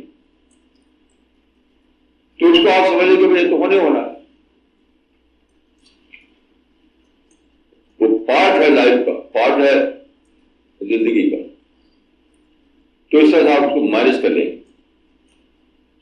اور آپ اس کو مینج نہ کر سکیں تو کیا ہوگا؟ اب غصہ آئے گا, آپ کو نفرت آئے گی, کینہ آئے گا, انتقام آئے گا. دیکھو اسے ایسا کر دیا, دیکھو اسے ایسا کر دیا, دیکھو اسے ایسا کر دیا. تو سارا معاملہ سچ یہ ہے کہ انسان کو جو آزادی ملی ہوئی ہے, اس آزادی کے مس یوز کی وجہ سے ہمیشہ ایک خود شکایت ہوتی رہتی ہے. اس شکایتوں کو لے کر نگیٹو ہو جاتے ہیں. جب نگیٹو ہو جائے گا تو شکر کہاں سے کریں؟ جو آدمی شکایتوں میں جیتا ہوں تو شکر کہاں سے کریں؟ شکایت اور شکر تو دونوں چیزیں ہیں. جو آگ اور پانی اکٹھا ہو سکتے ہیں, آگ اور پانی اکٹھا نہیں ہو سکتے. ایسی شکایت اور شکر اکٹھا نہیں ہو سکتے. جو شیطان اس بات کو جانتا ہوگا شاید, تو جو میں اسی کمزوری کا استعمال کروں گا, بھڑکاؤں گا, دیکھو انہوں نے کر دیا, دیکھو انہوں نے وہ کر دیا. انڈیویجل لیول پر بھی اور قومی سطح پر. پتہ ہمارے گھر میں, گھروں میں ایسا ہوگا, اور پڑوس میں ایسا ہوگا, تو باہر میں ایسے ہوگا. جتنے مسئلے آج کل ہیں, چاہے فلسطین کا ہو, بوسنیا ہو, چیچنیا ہو, کشمیر ہو, فلپین ہو, جہاں جہاں بھی مسئلے ہیں, اس سے لوگ نیگیٹو بنے گے, اس کو لے کر. یہ سب شیطان نے بھڑکا رکھا ہے, اس کو مائع نہیں کر پا رہا. تو جب تک آدمی یعنی اس کا آرٹ آف مینجمنٹ نہ جانے, آرٹ آف مینجمنٹ یعنی مینجمنٹ کیا کرنا ہے, اس کو کسی پرانا گاڑ حصہ مانا, نئے کہ پرانا آدمی بہت برا ہے, پرانا آدمی اسلام کا دشمن ہے. نہیں, دیر از پارٹ آف کس پرانا گاڈ. تب آپ مینج کر پائیں گے, تب آپ نیگیٹو سے بچ پائیں گے.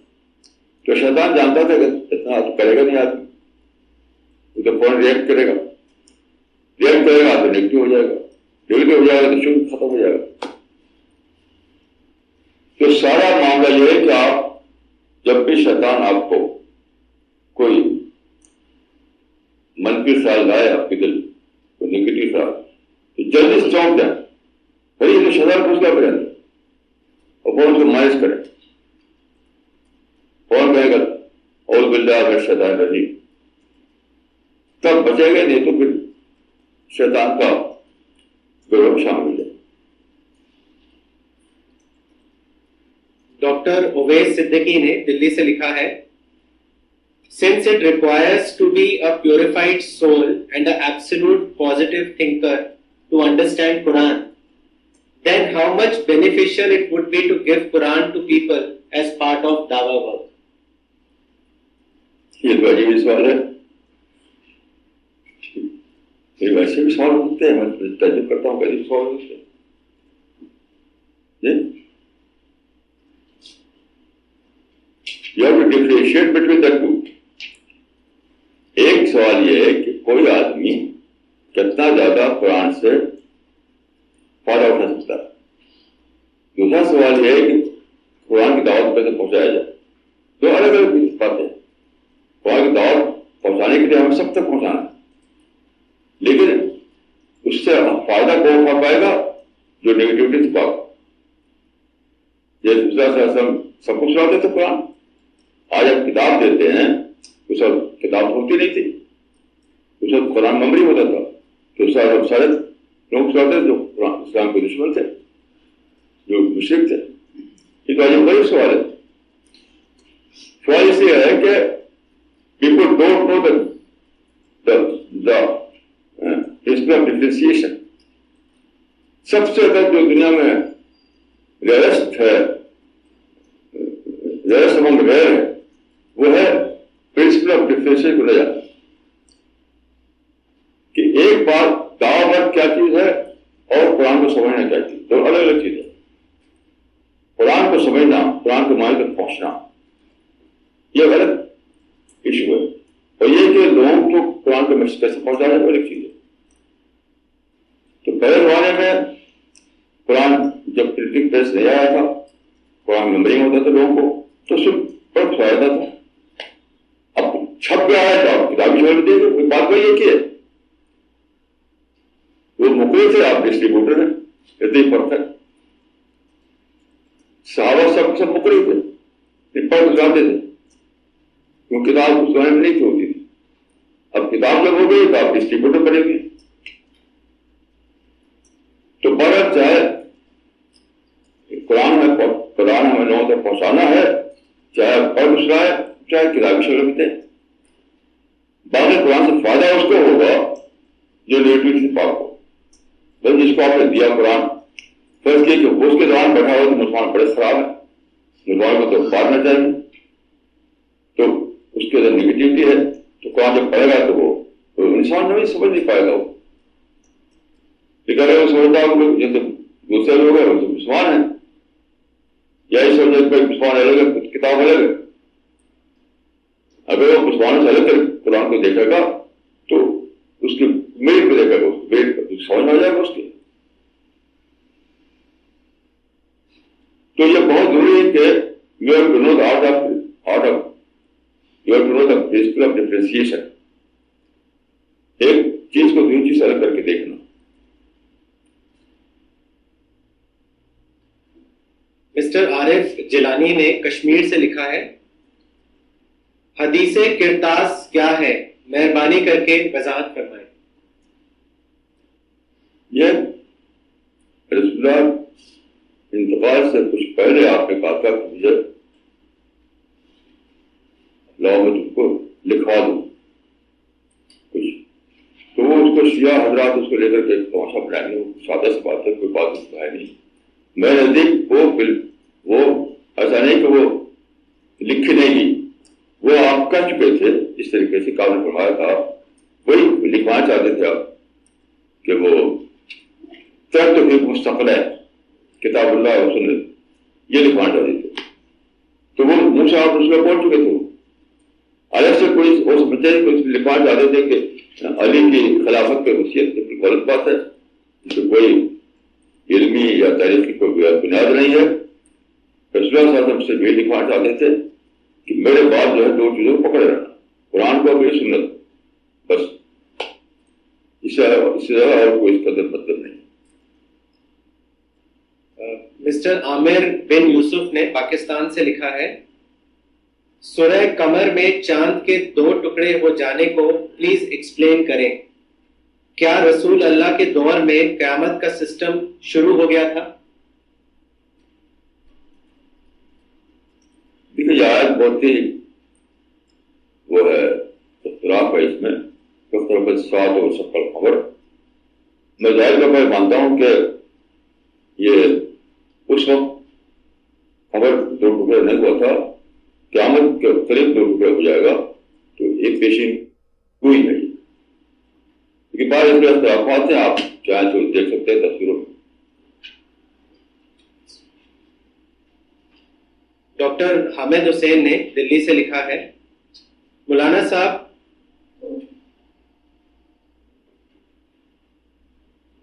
دوسرا سوال لیتے ہیں. مولانا اقبال عمری نے تمل ناڈو سے سوال کیا ہے. انہوں نے لکھا ہے 1991 میں آپ نے ماسکو کا سفر کیا تھا. اس سفر میں آپ کو عجیب ہیلپ لیسنس کا ایکسپیرئنس ہوا تھا. آپ نے لکھا ہے کہ اس وقت مجھ کو پہلی بار خدا سے اسٹرانگ افیکشن کا تجربہ ہوا تھا. یہ واقعہ کیا تھا مولانا؟ اس کو آپ شیئر کریں. ایسا ہے دیکھیے کہ میں 3 آدمی ہم لوگ گئے تھے روس. تو وہ لے گئے تھے ہم لوگوں کو. یہ اس زمانے کی بات ہے کہ ابھی روس یعنی جو ہے سوویت یونین ٹوٹا نہیں تھا، ابھی ٹوٹا نہیں تھا تب کی بات ہے. تو وہ وہاں پر جو مسلم یادگاریں ہیں، جو مسلم ادارے ہیں، اس کو دکھانے کے لیے کہ دیکھیے یہاں پہ اسلام زندہ ہے، مطلب یہ تھا. تو میرے ساتھ 2 جو تھے، وہ دونوں کمرس مائنڈیڈ لوگ تھے، میں سے الگ تھا. تو وہاں ماسکو جب ہم پہنچے ہیں، تو یہ لمبی کہانی، ساری کہانی میں نہیں دوہرا سکتا یہاں پر، بٹ کچھ اسباب ایسے پیش آئے کہ ہم ان سے الگ ہو گئے. وہ چلے گئے وہ لوگ، اب میں ماسکو میں اکیلا رہ گیا. ان کے ساتھ ان کا ایک جو کمیونسٹ تھے، تو ان کا ایک آدمی وہاں رہتا تھا. تو اس میں مسٹڈن تھا، وہ ان کا شاید رشتہ دار تھا کوئی، وہ روسی زبان جانتا تھا. تو وہ بہت آسان تھا ان کے لیے معاملہ. میں رہ گیا. تو میرے ساتھ ایک وہ تھا گائیڈ میرے ساتھ تھا برابر، لیکن اس کی ماں بیمار تھی. کیا تھی؟ وہ شام کو کہا چلا گیا مجھ سے کہ میں کل آؤں گا واپس. پھر چلا گیا اپنی ماں کو دیکھنے کے لیے. اب میں ہوٹل میں اکیلا رہ گیا. تو وہاں پہ اتنا برا حال تھا کہ کھانے پینے کوئی سامان نہیں. مثلاً ہوٹل میں جب گئے کھانے کے لیے تو وہاں صرف گوشت ہوا کرتا تھا. اب میں تو ویجیٹیرین ہوں، مجھ سے کھا جاتا تھا وہ سوکھا گوشت بھی. تو میں نے اس سے کہا کہ بھائی مجھے وہ لیمو لاؤ، لیمو کی وجہ سے شاید میں کھا سکوں. اس کو بھوک لگی ہوئی تھی. تو وہ ڈھونڈ ڈھانٹ کر کے سنترا لایا. یوگو سیلو سنترا لایا، وہ سوکھ گیا تھا. اس میں ہم نکال، اس میں کوئی رس بھی نہیں نکلا. تو اب میں گوشت کیسے کھاؤں؟ عجیب مصیبت تھی. تو کہتے کہ اس طرح بہت سے مسائل تھے. اب کسی سے بات نہیں ہو سکتی تھی، وہ دوسری زبان جاتے تھے وہاں، نہ کوئی عربی جانے نہ انگریزی جانے. وہ بہت پریشان تھا. اس پریشانی کے عالم میں ایک تجربہ مجھے گزرا کہ ایک تو ہم جو سجدہ کرتے ہیں، سجدے میں آپ پیشانی کو رکھتے ہیں زمین پر. تو میں بالکل ایسے زمین پر گئی، پورا جو باڈی میرا، اسی کو میں پورا باڈی کو سجدے میں ڈال دیا گیا. صرف یہ نہیں بلکہ پورا باڈی ایسے ہی میں ایک دم پڑ گیا. تو پورا وجودی کا سجدے. اچھا مجھے قرآن سے نکل رہی تھی، خدا میں کس مصیبت پھنس گیا ہوں. لگتا تھا کہ میں اپنے ملک سے کٹ گیا، اپنی فیملی سے کٹ گیا، اور ایک دنیا میں ہوں جہاں سے کسی بات بھی نہیں کر سکتا. اگر یہ ٹکٹ میرے جیب میں تھا آپ کی واپسی کا ٹکٹ، لیکن وہ میرا گائیڈ چلا گیا تھا. گائیڈ انگلش جانتا تھا، اس سے بات ہوتی تھی اور کہیں سے بات نہیں ہوتی تھی.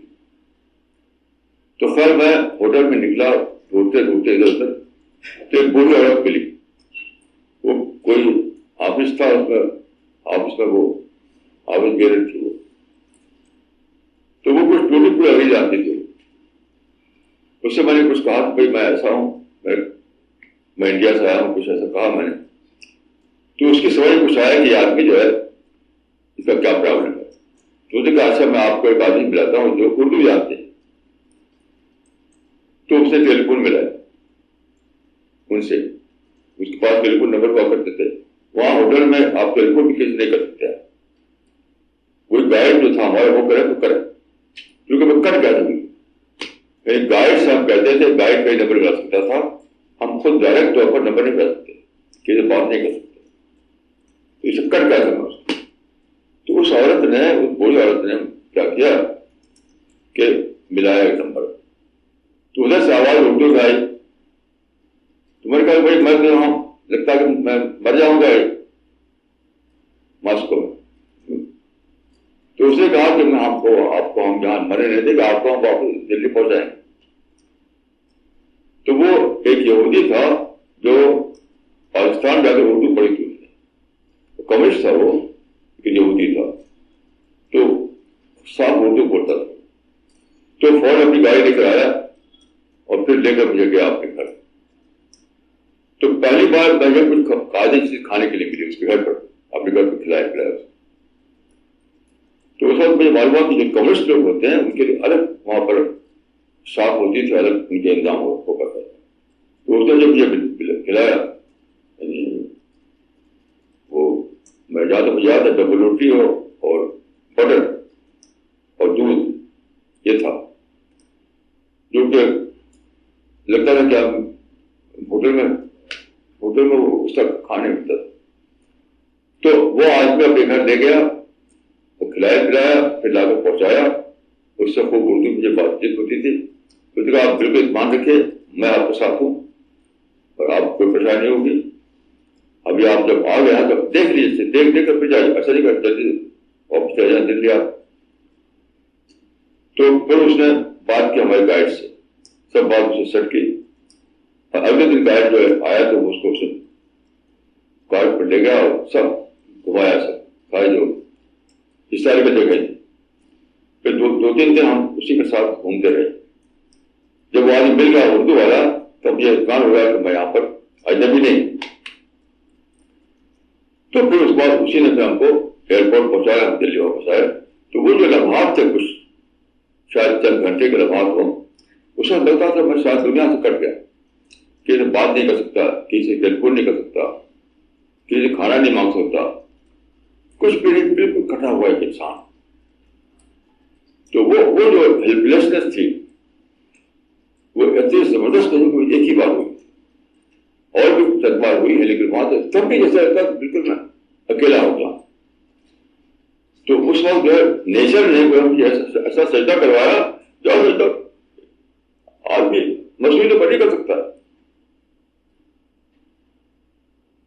مصنوعی تو کیسے آج سجدہ کرے گا؟ مصنوعی تو آپ اپنی پیشائش رکھیں گے، لیکن آپ اپنا مضبوطی ویسے میں ڈال دیا. میرا پاؤں، میرا یہ پیٹ، میرا ساری یہ سب زمین پر تھا. پورے وجود سے میں سجدہ کیا اللہ تعالیٰ. وہ کیفیت میں بیان نہیں کر سکتا ہوں. جو آدمی صرف پیشانی سجدہ کرتے ہوں تو جان سکتے ہو سکتا کیا تھا، اپنے پورے وجود سے سجدہ. اور یہ کیفیت اس وقت ہیلپ لیسنس کا آخری تجربہ تھا. یہ سوال ڈاکٹر حامد حسین کا ہے دہلی سے. انہوں نے لکھا ہے، مولانا صاحب، فار علماء class specially in madrasas the focus is on recitation of Quran rather than understanding the meaning of Quran. Therefore, most of us do not know the contents of Quran. We do not know what we are conversing with God while offering namaz. How can we change this? We do not know what we are conversing with God while offering namaz. How can we change this? The study of Quran and Namaz both are two different subjects. What I am saying is about the study of the Quran. If you want to know the Quranic message, then you have to know the Arabic language, then you have to keep yourself from all kind of negativity. All these conditions are for true understanding of the Quran.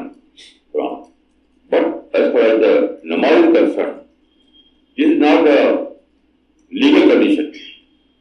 You have to pray salat.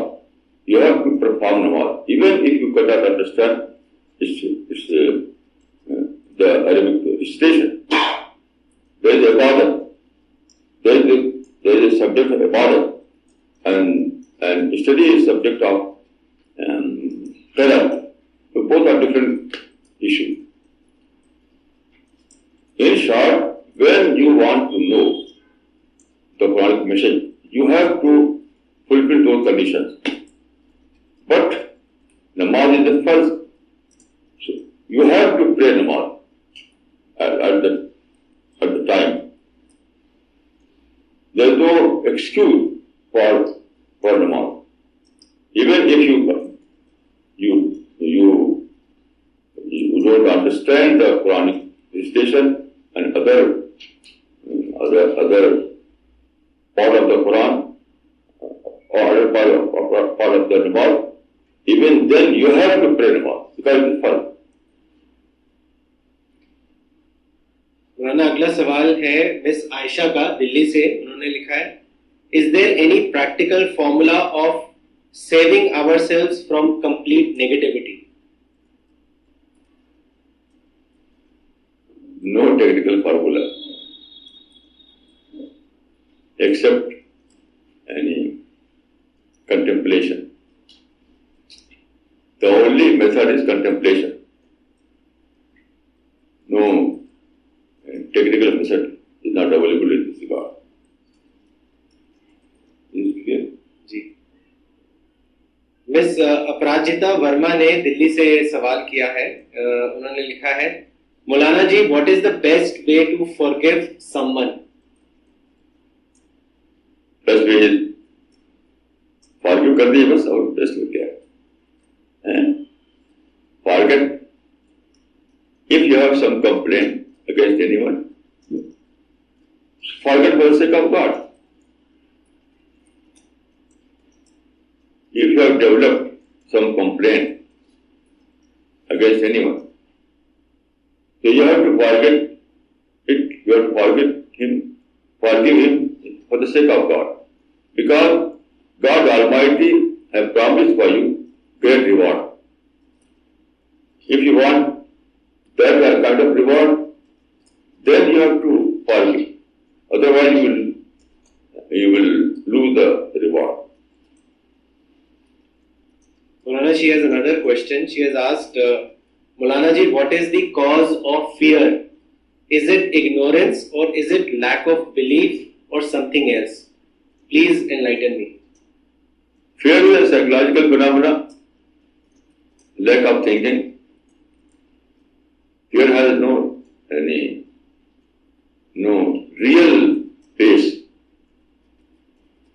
It's simply a psychological phenomena.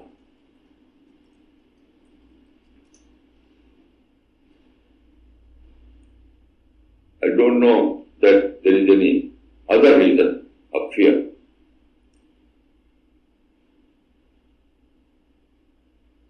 Then, as we don't know something, there are many things that are unseen for me, unknown for me.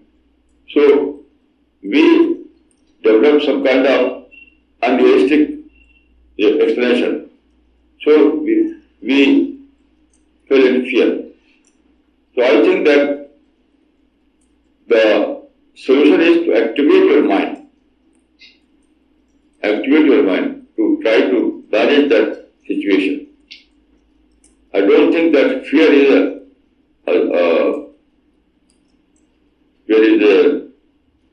integral part of life. No. You can solve it, you can manage it by using your intellectual power. Mister अनुराग दत्ता शर्मा ने दिल्ली से लिखा है, सलाम मौलाना साहेब, I like to see you on Z Salam whenever I get time. I have a question. Can you put some light on the recitation of Ya Basito? I will be very thankful for you if you can guide me. Thank you. What she has said, it is Sufi position. Sufi people say like this. But this is not Islamic.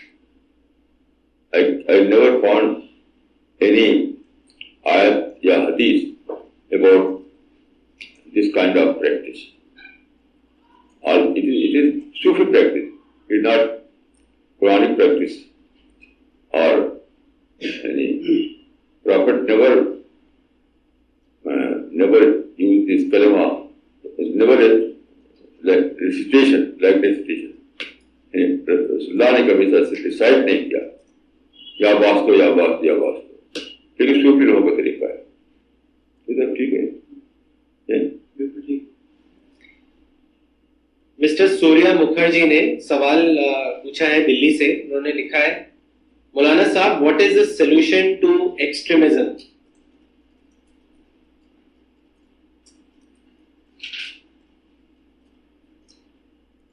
Extremism is a phenomenon of reaction. Basically, when you face some situation, you react, and if you react, I can say, if your reaction is super reaction, then it is called extremism. So the solution is only to read the situation, to contemplate the situation, to manage the situation with cool mind. और कोई इसका solution मुझे नहीं मालूम है। इन individual level पर भी और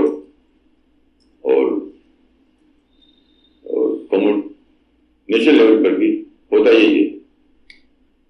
When we face some situation, we react. It is this reaction that reaches to the extremism. Otherwise, extremism has no rational basis. Extremism का कोई रैशनल बुनियाद नहीं है।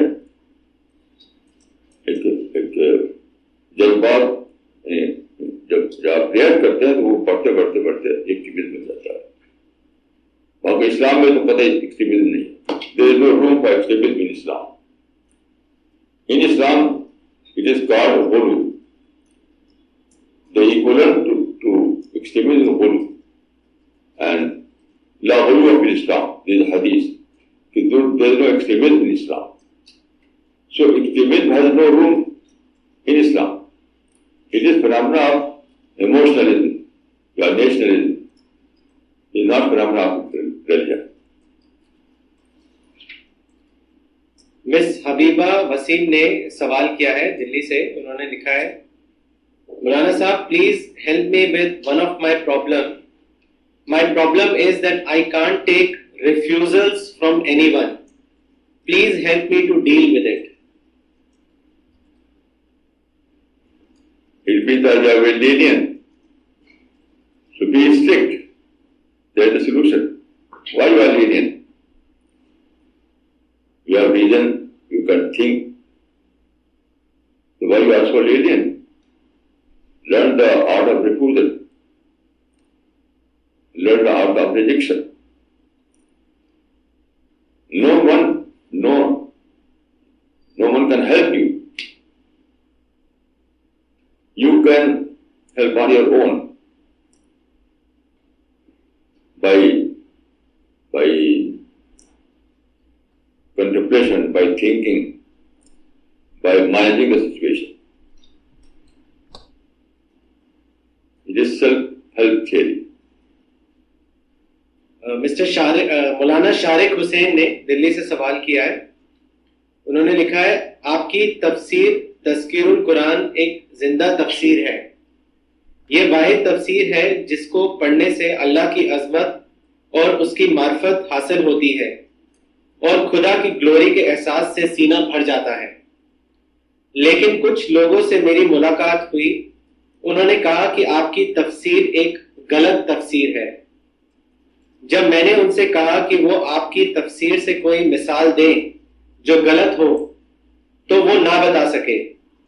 मौलाना, लोग इतनी सख्त बातें बगैर दलील के कैसे कह सकते हैं? ये तो सारी मतलब इसी पर आप यहां से एक अरब की जाई आज कहे थे, जिसे मैंने बताया आपको कि सारे अरब के उलमा कहते हैं कि इस्राइल से लड़ना हमारे लिए मसूली या शरईया। तो उन्होंने पूछा दलील, कोई दलील नहीं उनके पास। इतनी बड़ी स्टेटमेंट देंगे कि शरई रिस्पॉन्सिबिलिटी है और दलील कुछ नहीं। ये तो उम्मत का मिजाज बना हुआ है कि बड़ी बड़ी बातें कहना और कोई उसका दलील न देना। مزاج کا، ہاں اس میں بھی ظاہر ہوا. دیکھیے میں عرض کروں کہ تذکرہ قرآن جو میں لکھی ہے اس کو آپ سمجھیے. دو طریقے ہیں کتابوں کی لکھنے کے بارے. ایک طریقہ یہ ہے جو علماء کا طریقہ کہ وہ ریفرنسز جمع کرتے ہیں. ریفرنسز ان کا انہوں نے یہ کہا، انہوں نے کہا، انہوں نے کہا، انہوں نے کہا، سارا جمع کریں. اس کو سمجھا جاتا ہے علمی طریقہ. لیکن دیکھیے دعوت کے لیے بالکل بے فائدہ ہے. تو میں کیا کرتا ہوں کہ میں تذکرہ قرآن لکھی، تذکرہ قرآن بہت دنوں کے میں لکھی گئی، برسوں کے بعد تو میں ساری تفسیریں پڑھتا تھا، ساری تفسیریں پڑھتا تھا، جتنی بھی بڑی بڑی تفسیریں عربی زبان میں. پھر میں ان کو ڈائجسٹ کرتا تھا. دوسرے لوگ جو ہے جو پڑھا اسی کو اوپر دیتے ہیں بیٹھ کے، جو لکھا کتاب اسی کو اوپر دیا، نقل کر جاؤ. میں ایسا نہیں کیا. جتنی بھی شروع سے آخر تک جو بھی ہم نے تفسیر کی ہے اس کے بارے میں جو پہلے عربی کتابوں میں لکھا ہوا ہے وہ سب پڑھا، سارے سالوں تک. پھر اس کو ڈائجسٹ کیا، ڈائجسٹ کر کے ہم نے وہ بات لکھی ہے. اور میں کہہ سکتا ہوں کہیں بھی آپ کوئی بتا نہیں سکتے کہیں بھی ہم نے ڈفر کیا ہو یا کوئی ہم نے کوئی ایسی بات لکھتی ہو جو جن کو علماء غلط سمجھتے ہو. ایک بھی ایگزامپل نہیں سکتے آپ، ایک بھی ایگزامپل. تو جو لوگ ایسا کہتے ہیں وہ تو بہت بڑا گناہ کرتے ہیں. کیونکہ حدیث میں آتا ہے کہ اگر تمہارے پاس کہنے کے بعد کون سے چپ رہو بولے بول خران ہو لیا. تو اگر آپ کے پاس واقعی کوئی ریفرنس ہو تب تو بولیے چپ رہی. جو انہوں نے ایسا کہا تو بلا شبہ انہوں نے گناہ کیا جو اللہ کا پکڑ جائیں گے. انہیں توبہ کرنا چاہیے، توبہ.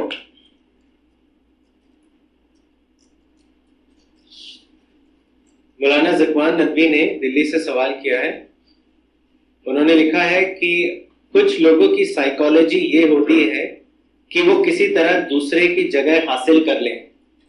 جیسے ایک صاحب نے اپنے لیکچر میں آپ کے بارے میں کہا کہ دیکھو ان کا پروگرام ڈیلی ٹی وی پر آتا ہے جبکہ ہمارا پروگرام ٹی وی پر نہیں آ سکتا، ان کو باہر سے سپورٹ ملتا ہے. مولانا اس معاملے میں آپ مشن کے لوگوں کو کیا مشورہ دیں گے؟ ان کو صرف اپنی رسپانسبلٹی کو فوکس کرنا چاہیے یا کسی اور چیز کو؟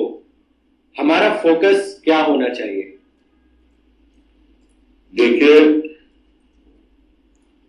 صرف وہ چیزیں حرام نہیں ہے جو حرام نام کے ساتھ آیا ہوا ہے کتابوں، جیسے خنزیر کھانا یا شراب پینا. یہ نام کے ساتھ لکھا ہوا ہے کہ یہ حرام. اس کے سوا اور بہت سی چیزیں حرام، چاہے لفظ حرام نہ بولا جاؤ. حرام مانے ایسی چیز کو نہ کیا جائے، ایسی چیزیں. انہیں میں سے ایک یہ بھی ہے کہ آپ یہ چاہیں کہ کوئی سیٹ آپ کو مل جائے، کسی گدی پہ آپ قبضہ ہو جائے، کوئی سچویشن پیدا ہوئی اس چیز میں آپ ماسٹر بن جائے اس کے. یہ اس کو میں اپنے مشن میں حرام سمجھتا ہوں. ہمارے جو کچھ کرنا ہے صرف اللہ کے لیے کرنا ہے، بس اللہ کے لیے. کوئی ویکینسی ہے وہ آپ کے قبضے میں آ جائے، کوئی سیٹ ہے وہ آپ کے حصے میں آ جائے، کوئی غلطی ہے وہ آپ کو مل جائے، یہ بالکل ہمارے مشن میں حرام کے درجے میں غلط. ہم کو اور آپ کو صرف یہ پیش ہمارے سامنے ہونا چاہیے کہ اللہ کا حکم ہے کہ کہ اللہ کا حکم ہے کہ یہ جو پیغام آیا ہے قرآن کی شکل میں یا رسول کی شکل میں، اس پیغام کو سارے انسان تک پہنچاؤ. اگر تم پہنچا دو گے تو آخرت میں تم کو اس کا ریوارڈ ملے گا. بس اس کے ساتھ کوئی دوسری انسینٹیو نہیں. کوئی جو انسینٹیو آئے تو شیطان سے پناہ مانگے. کئی گلوں اور ان کو ہمارا شاید یہ ہمارے مشن کا مسلک ہے. اور آپ سب لوگوں کو اس پر اچھی طرح سے اس پر کام کرنا چاہیے. Okay, we will end the session now. We'll have a tea break first and then after that namaz. جن لوگوں نے وضو نہیں کیا وہ اس بریک میں وضو کر لیں.